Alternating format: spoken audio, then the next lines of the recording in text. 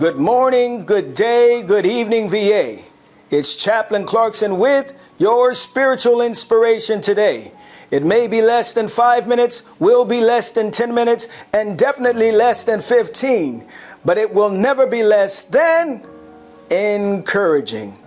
On February 8, 1998, a VA chaplain concluded a fiery sermon and was feeling mighty great. After worship service, he noticed that one of the veterans in attendance wasn't quite herself that day. Concerned, he asked the veteran, "Is everything okay?" To which the veteran replied, "I really need to pray for my hearing."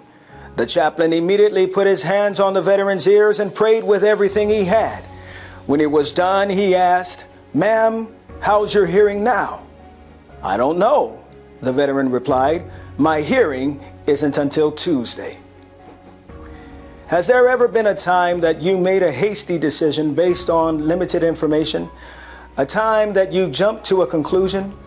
Now, there's no need to email me your response. I know the answer. I also know that some may be tempted to email me anyway, simply to inform me that I just jumped to a conclusion myself. Fair enough. The truth is that we all jump to conclusions from time to time. Here's a famous example that I read the other day. There's a hill in the Lake District of England named Rash Judgment Point by the poet William Wordsworth. The story goes that during harvest time, while he and his sister were standing on a hilltop, he noticed a man in a boat fishing in the lake below. Since the community needed every able-bodied man to be involved in gathering the harvest, Wordsworth decided to scold the man for indulging in leisure activity while he should be working for the good of the community. When he called the man to shore, he noticed that he was old, bent over, and had a plethora of fish in his boat. The elderly man explained that having worked for years gathering the crops from the fields, he was now unable to do what he used to be able to do because of his age and the pain he suffered from decades of hard work. Instead, in order to still contribute to the life of the community at harvest time, he got up early every morning and spent all day fishing to add to the community's resources. Wordsworth then came to the realization that he had passed judgment upon a man's actions without knowing the facts. Having listened to the man's explanation, he felt so convicted about his hasty judgment that he named the hill from which he had first seen the man fishing Rash Judgment Point.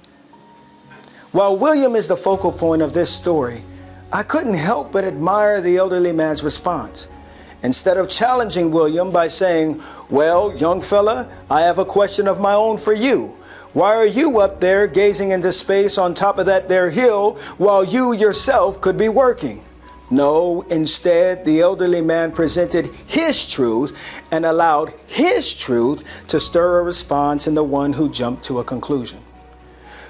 Whether you find yourself in William's position or find yourself in the position of the elderly man, may you be encouraged today to be swift to hear, slow to speak, and slow to wrath.